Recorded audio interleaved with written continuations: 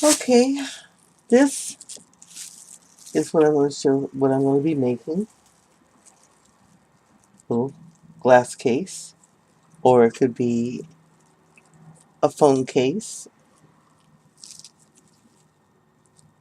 You can make it big enough for an iPad, for that matter.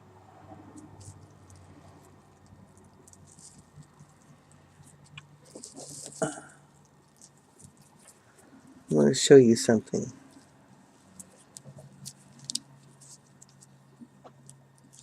Okay.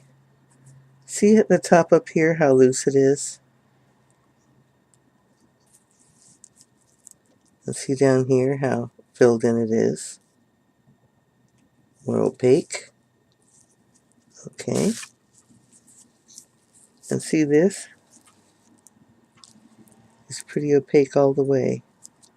There's no yarn in this one. Okay, now here's the difference. This one, the yarn was cut one way, and this one, the yarn was cut another way. They both used F-hook. I'll show you what the difference is. You know what these are? These are your regular produce bags that you find in the store. And there's two different ways that you can cut these. One requires a lot of assembly because you're making rings, and the other makes strips. One's a continuous strip. So what we're going to do is we're going to take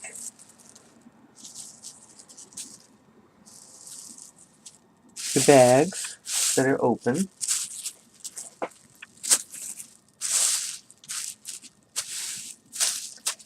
and you can do, oh, 3 at a time, 4 at a time, if you wish. Take off the bottom closed in.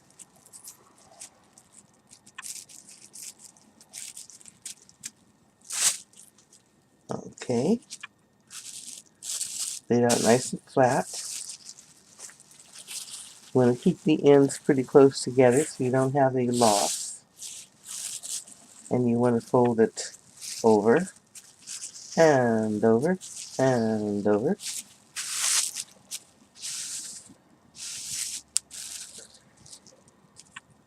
And then you just take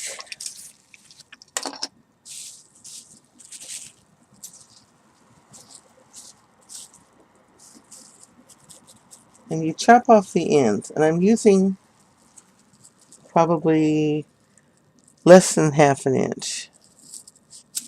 Like that. These are going to be doubled because these are rings. You just go along and chop it off like that. See, I've got 3 bags at one time in this little bowl. And when you undo them,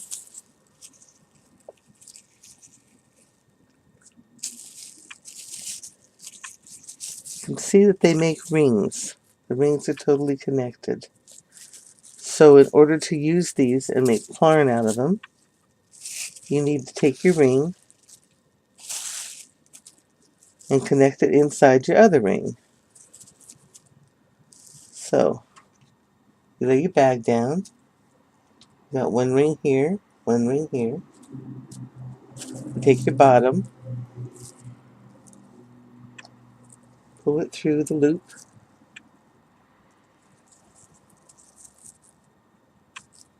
and down here where you have the 2 rings coming together, right here, you have a hole because you have one bag looping around this way and one bag looping around that way.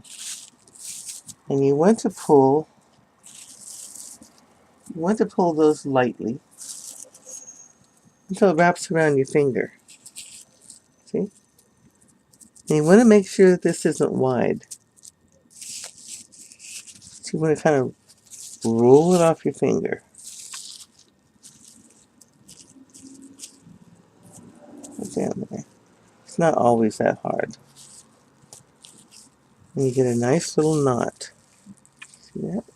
You won't even notice that in your crocheting. I'm going to do that a little faster.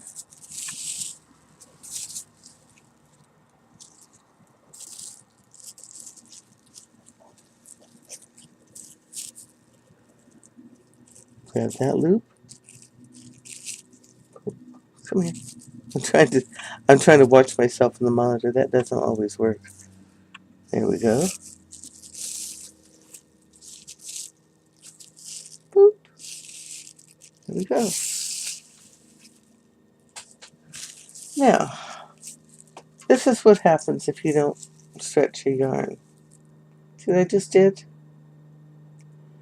Now I can do two things, and one of them ain't worth it. One would be to untie the knot and reposition it. Another one is to cut the loop and retie it. Another one is just forget it.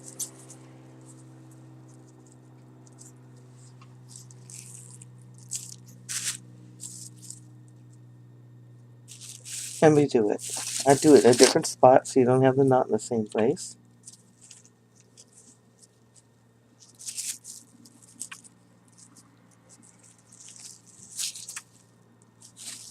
Now you don't have this problem with 2, obviously. But what I do when I do 3 is, especially since I'm usually connecting a whole bunch of these, is I'll set something down off my side of my desk that I can loop it on. And that way the area from this knot to this loop stays even because the back loop is held on and you've got everything coming even off that knot. In other words, if you stuck something on this over something like that, it could go sideways. See that? And you'd still have your loop. But if it's going like this, it'll always be straight. So, put that on for you. I'm going to hold the back bag, since I'm only doing 3 of these. There we go. Okay. Now I've got this is what happens when you don't put your finger in. It's not really a big thing for these little bags, because it's still a pretty tiny knot. But if you did this using big grocery bags, you could have a monstrous knot that would really show up in your project. So anyway, you make a whole bunch of those together, and you make them into a ball. The other method of folding and cutting, let me undo this one again. Again, you can use 2 or 3 bags at a time, but you have to be very careful to make sure that you keep track of these 2 far edges. That's very important, because if one gets too far back, you won't be able to cut your material properly. Just take it, fold this up,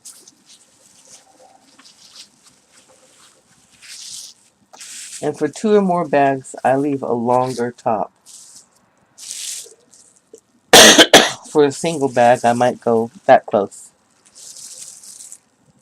For 2 bags, I want to make sure nothing shifts and I don't end up cutting a loop instead of a dash. Now these are going to be a single long ball, a single long thread, no knots. So since it's not being doubled, I want it to be a little bit thicker, wider than the ones that are doubled. I'm going to trim off the end. And I'm going to make them, about as big as my finger. About yay big. Like that. You want to cut right up to, but not over, this part. See that? You're going to have all your loops, but your loops are going to be connected by this backbone. See there? Okay. When you're done, it's going to look like this. Isn't that pretty? Now, first thing I'm going to do is I'm going to separate my 2 sheets. And then you want to come down here and you want to find your backbone. And you want to open it. Just like that.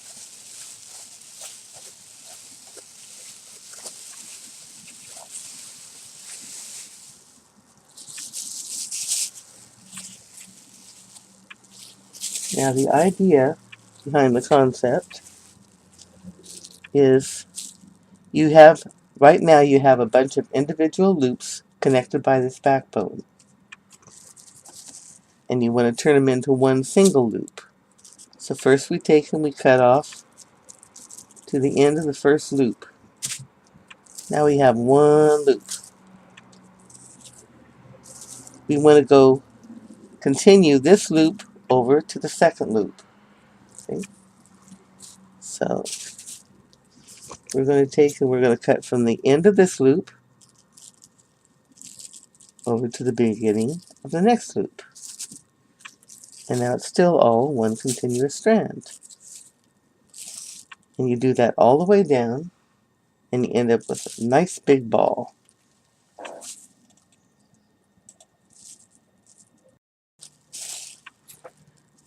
Now when you get down the end, you have the beginning in reverse. Duh. Whoops. There we are. And you have your last connection here. Let's snip it off. And there's the other end of the snake. And you got all of this in one bag. Okay. Now, roll it up and you end up with a ball like this. And this is your plarn.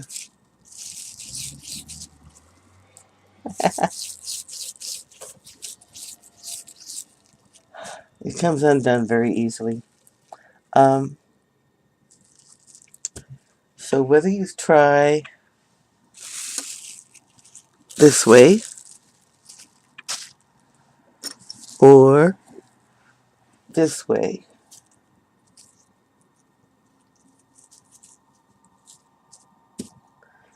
you're going to end up with your ball of plarn. Now here's the difference. Remember these guys? This one, the denser one, was made with these because these double. You're using a double strand, so you have more density to each stitch. This is more see-through, makes bigger holes, because you're working with a single ply of yarn, plarn. And I could avoid that by going to a smaller hook. You can use E-hook, F-hook. You can even go down to a D-hook on these. I used F-hook for both of these. So what I did here, the first one I made was an experiment for my mom, is adding yarn as I crocheted with the plarn, and then adding my embellishments afterwards. So let's get on with the program.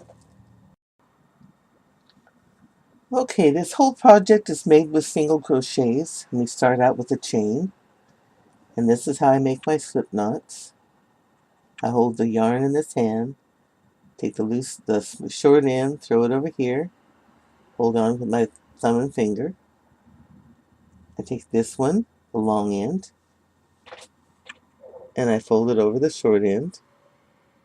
And I take the short end and pull it over the long end. That is faster than any other method I've done. I love it. There's your slip knot.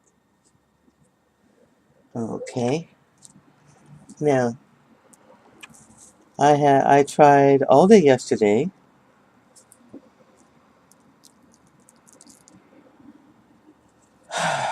to do this video close up so you can see it really good without getting my hands out of range. Couldn't do it. Kept sticking my hand out so you're looking at the back of my hand. That's because this is a very small project. And it occurred to me that most of you really ought to know how to chain and how to single crochet. You might not need the close-up on this. So I'm going to do it again. I'm going to, for this one, I'm going to chain 10. Actually, I'm going to crochet 12. 1, 2, 3, 4, 5, 6, 7, 8, 9, 10, 11, and 12. And I'm going to come back to the second chain on my hook. I'll show you something here. This will be much easier.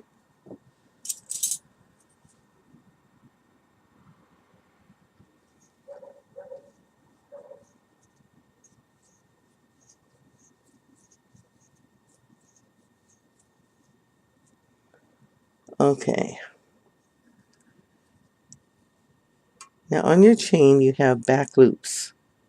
See these back loops? Little back humps. On one side you have the hump.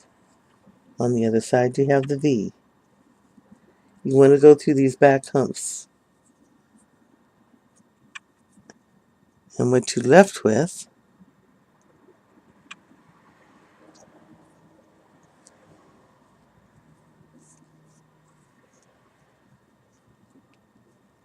is a nice V on the bottom to connect to on the next row when you come up the other side. Also makes a nicer edge if you're going to leave your edge the same to make a straight piece. You don't have to go back and cover up your mess. Okay? So, oops, I want to do that. Okay, so what I'm going to do is I'm going to go down here and I'm going to single crochet all along the humps. Then I'm going to turn it and I'm going to come back and I'm going to go through the V's all the way back up until I have a full circuit around this, and I'll be back. Okay, I've gone around my chain, down one side, up the other, and this is the base for my case. I'm just going to go around in a continual spiral, and I'm going to go up 3 rows, maybe 4, before I start adding my yarn. Okay, be back.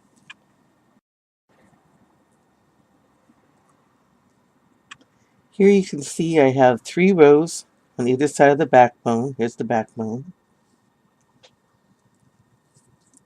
And it's already starting to cup, because when you go around the ends you don't add extra stitches. See? Getting a little cup. And I have the bottom of my case well organized, well established. Okay, I'll be back. Okay, I'm going to incorporate color into my thread. Now you know how when you have a tail, when you add yarn, you have your tail you need to add on. Well, you're going to hold this along the top of your project just like you would if you were weaving in a tail. Go through, make your single crochet. Oops. The first couple stitches are, okay. Now it's trapped. See that? Go in, bring your yarn, your plarn under your yarn, complete your thing. Go into your next stitch. Now you want this laying on top of the edge and your plarn behind where you can work with it.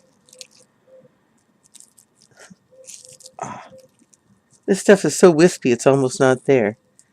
There you go. And this does go fast. You just It's not like when you're trying to start with the chain. Now you're going to feel a drag when you work with this plarn because it is plastic and it will drag against your hook. It'll drag against each other. If you try to force it, you're just going to stretch your yarn. Now I showed you how thin I make it for making one of these bags. You can make it even thinner and use the small hook. You make something real nice and light and lacy. But I'm going to turn this inside out. If you do, you're going to have to do very delicate work. No pulling hard on the yarn, the plarn, or you're going to end up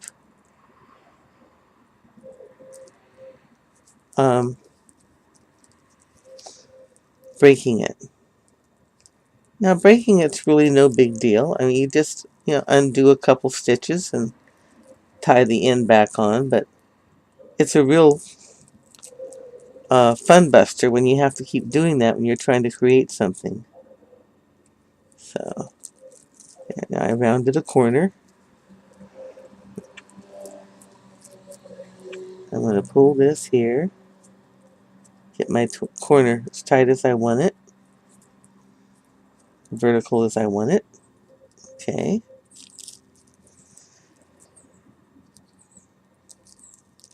Go around to the other end, and I'm going to start the very next row so that I can adjust my other corner.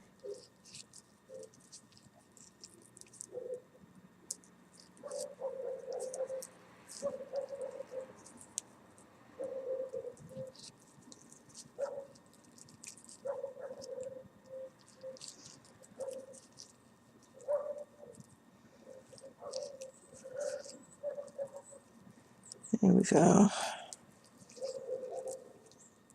It's not a long process. It's a smaller hook and smaller yarn, so of course, if you were using a K hook and bulky yarn, you'd probably have something big enough for a hat by now. There we go.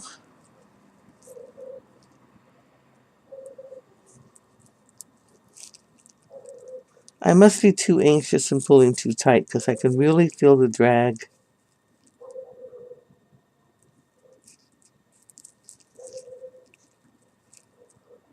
Okay. And I'm going to go into the top of my first trapping stitch. Come here.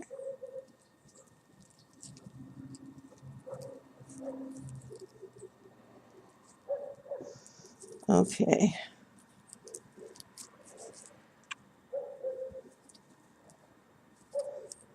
Now I'm going to adjust my yarn.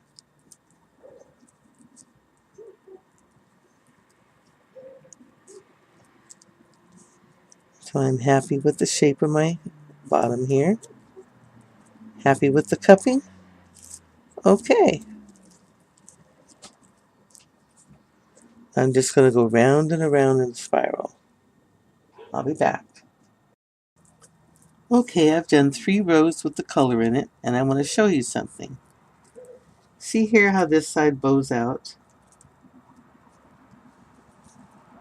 This side's straight, this side bows. Okay, that's because I did this a little looser, and it made it not straight. And I'm going to use my yarn, the tension in my yarn, to pull that back in. I'm going to pull it in a little bit farther than I need to, so that it kind of gathers. And then I'm just going to pull it back out until it's straight.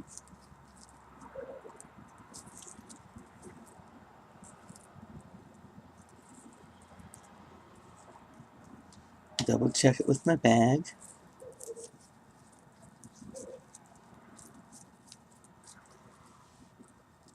Everything's cool.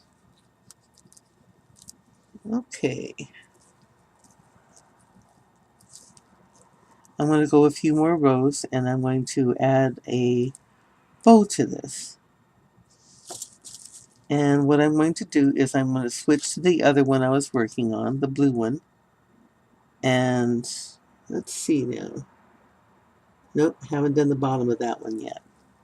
I'm going to set this aside and I'll be back with the blue one. Hold on a sec. Okay, I am back. I've switched to the blue, the one I was working on with the turquoise yarn. And I've got 1, 2, 3, 4, 5 rows done, and I'm around on starting my 6th row. Now what I'm going to do is I want to add a bow. And I'm going to go in through this loop here, my next stick, and I'm going to bring through just the yarn.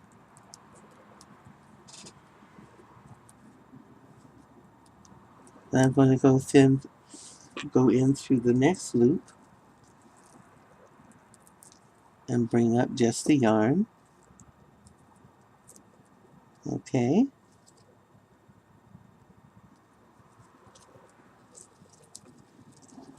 Now since I'm going to be making 3 or 4 of these, I want them all kind of the same size. So I'm going to use a template like my finger or a cigarette case lipstick case, something like that. Take my 2 loops and tie a knot.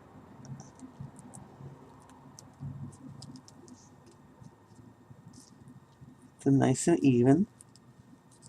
Okay. And I'm going to take and I'm going to lay my hook down across. Let's see now which one that went up and over. This one has to go up and over that way. So I'm going to lay this down here. Lay this one down over the hook. See that? Sort of. There, like that. And I'm going to take this one over here. And I'm going to put the hook through it.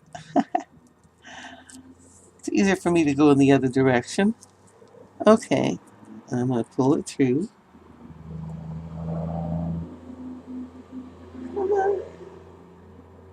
Really I am. Any day now.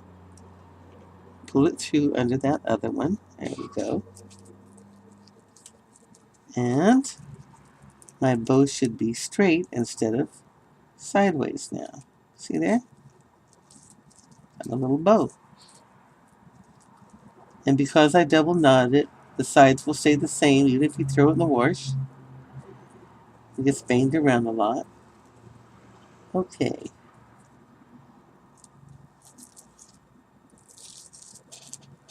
I'm going to go back behind the two that I didn't trap the yarn in.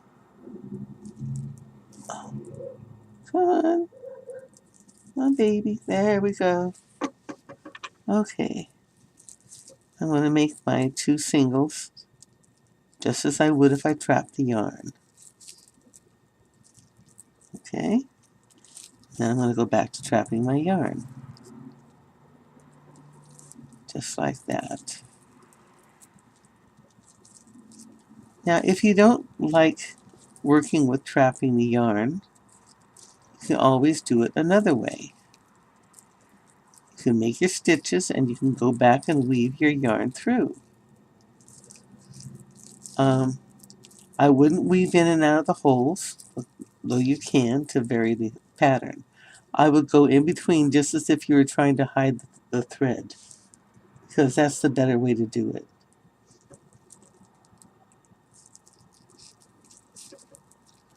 Okay. Now what I think I'll do is I'm going to go up I'll go up around and put a bow here. Maybe I'll go up 2 rounds and put a bow here. Another 2 rounds and put a bow here, and I'll have 3 bows. Okay, I'll be back. Okay, I've gone up a little further, and I think on the next row I'm going to put my bow right here, because comparing it, it's comparing it to the height of my other one. This will be about the halfway point. Then I can add another one farther up. But what I want to do on the back is I want to show you a couple other things that you could do with this. Okay, hold on a second. Let me put my glasses back on. Okay.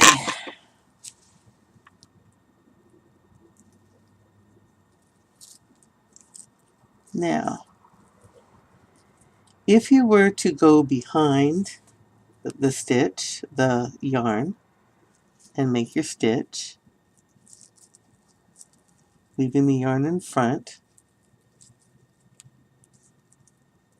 and then trap the yarn in the next one. Well, let's say the next 2 or 3. You want it held nice and tight in between. Whoops, not yet. You can do that later.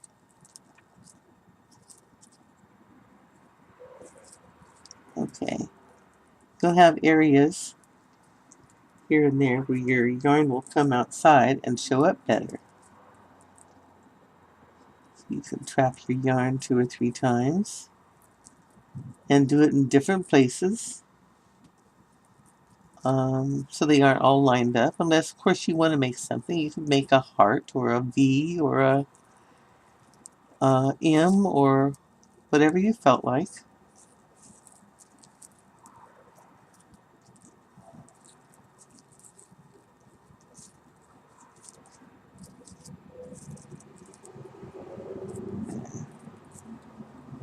See, it just makes it show up a little bit better every once in a while.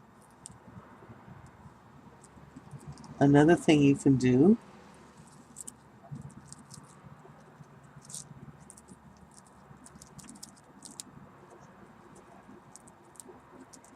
is this.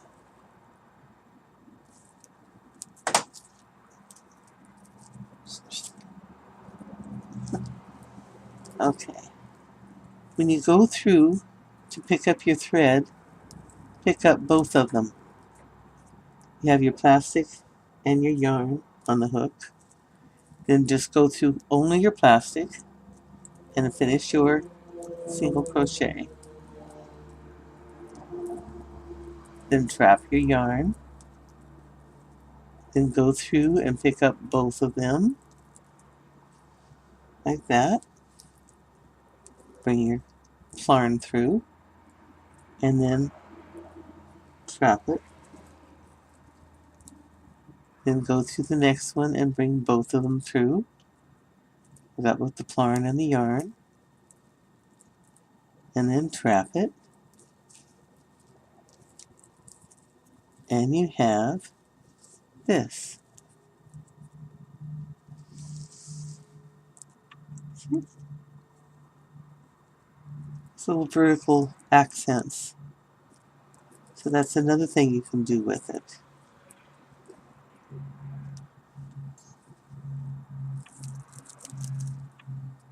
See how easy that is to come out if you change your mind?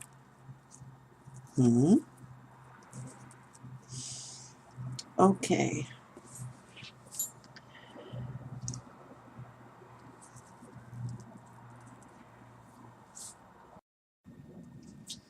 Okay, I'm about to put on the second bow. And again, I'm going to go through, I think I need to go through this one. This will be the most centered. Pull up a loop.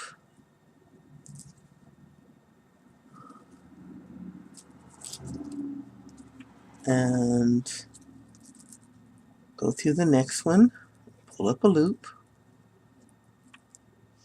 Okay.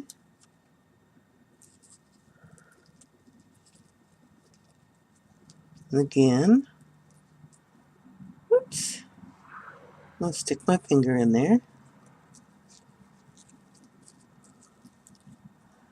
And pull them and equalize. Whoops, get back up there, you little stinker. There we go.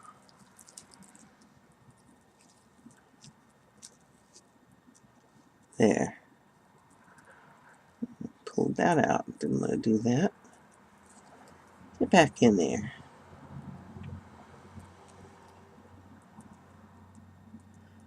Gotta watch out what I'm pulling on here. There we go.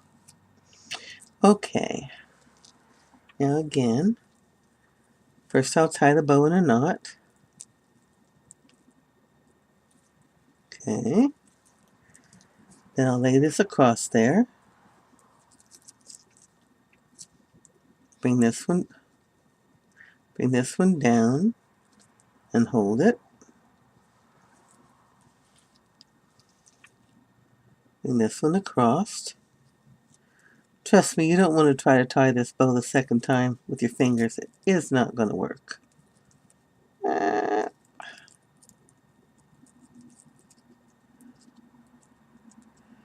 Hard enough to get it to work this way. There we go. Okay. I'll just pull it tight. And there's our next bow. See?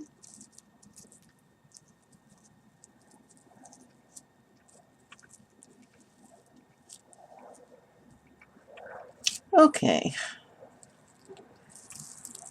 I'll go run, do a few more rounds. First, I want to do these two in back.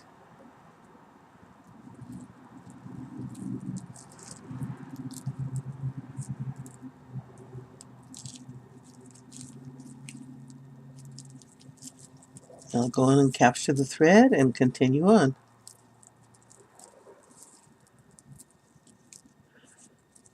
There we go. I'm going to go ahead and continue on. About here, I'll put the third one. And when I get up to the top, I'll be back.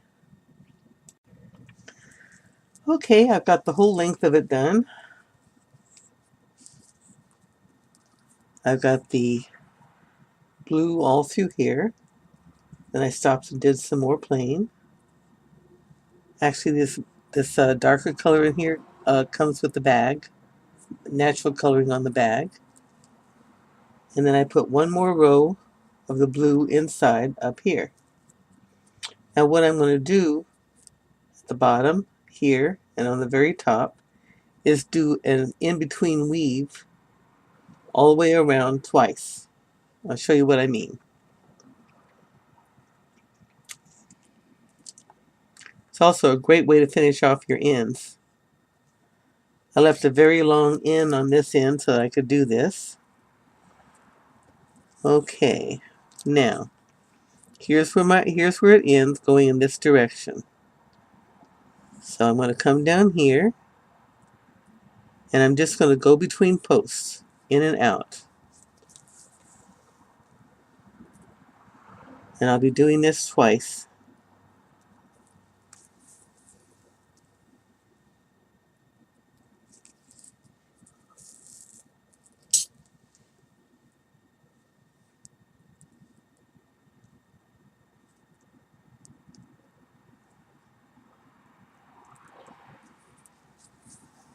If you think of In-N-Out Burger, I hope I left enough string on here.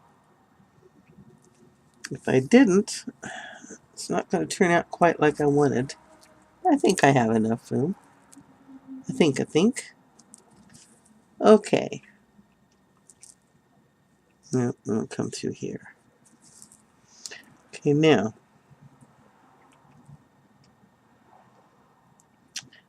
I'm going to come out through the... See, I want to go to the top or bottom. I'm going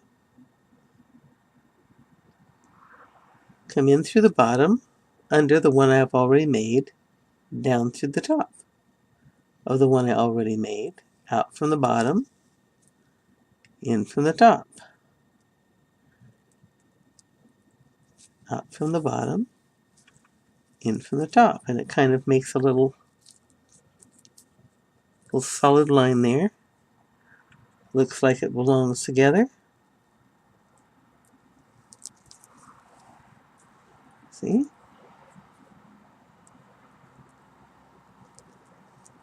Do that all the way around.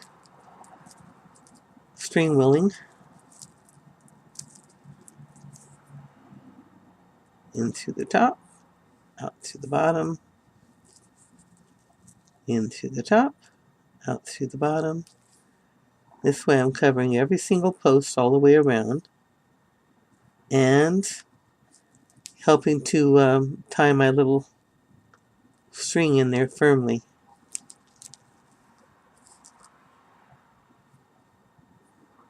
Using my curl here. Oops. Lost my yarn. Put it in the one with the hole in it, girl. Other end don't work. There we go. Okay.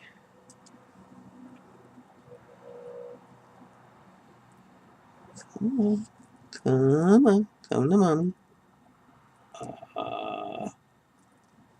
There we go. Oh, balderdash.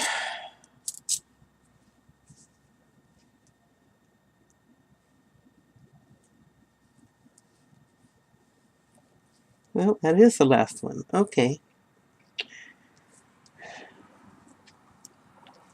Patience, girl. What I'm going to do now is just weave the end in. Come into the top. Oops. Kind of hard when I'm turning corners there. There we go. Now I'm going to go back in the direction I came from. I'm going to go underneath.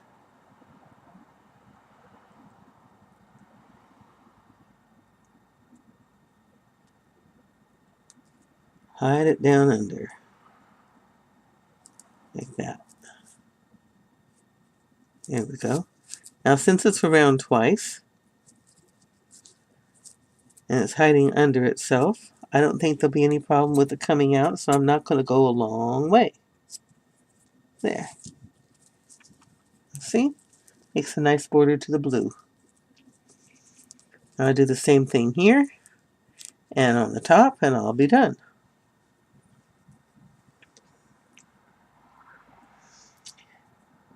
Now I told you I started this once, and it was too big.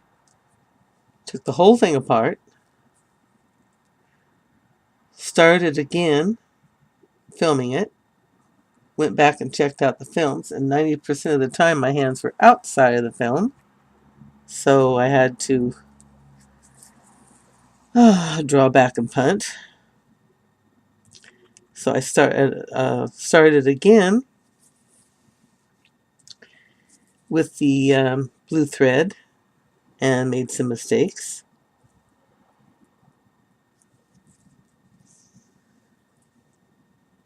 And so I started again with the green, or the multicolor, and then switched back to this one. What a mess. Chris knows how to make a mess. But I finally got it done, huh?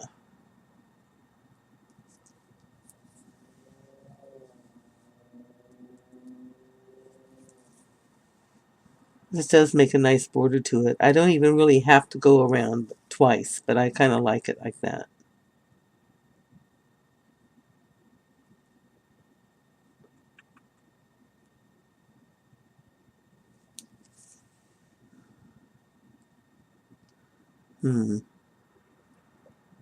Switching lines here so causes problems. So I'll go bottom to top.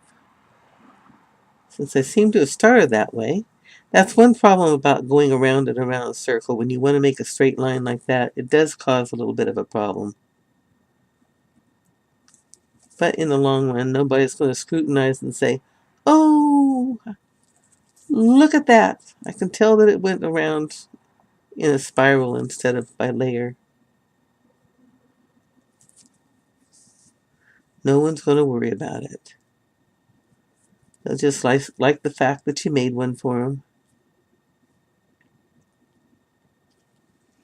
Now, what did I do here? Back over 2? No, I don't think so. Always second guessing myself.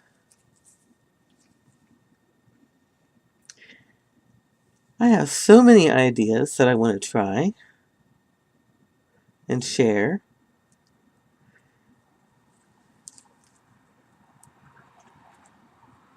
I don't know whether you'd be interested in seeing seeing me do the big bags or not. I'll show them to you in a minute. If you say yes, then I'll put those on. They're made with the large grocery bags.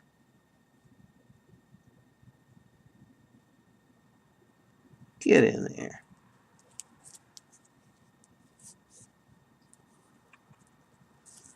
Instead of the little produce bags.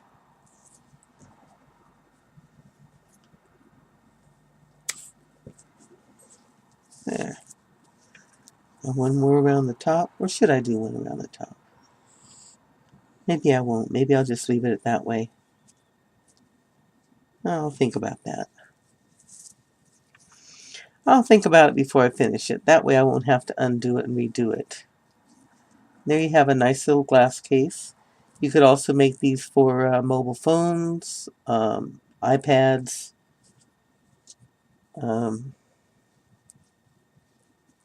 shoot, you can make one big enough for a tablet if you wanted to. Hold on a second. I'll be right back.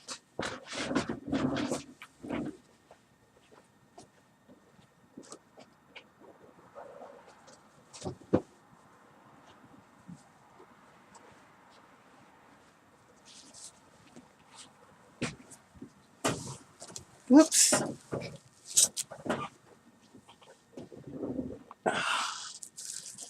These are the big bags. Big grocery bag. Let me zoom out again.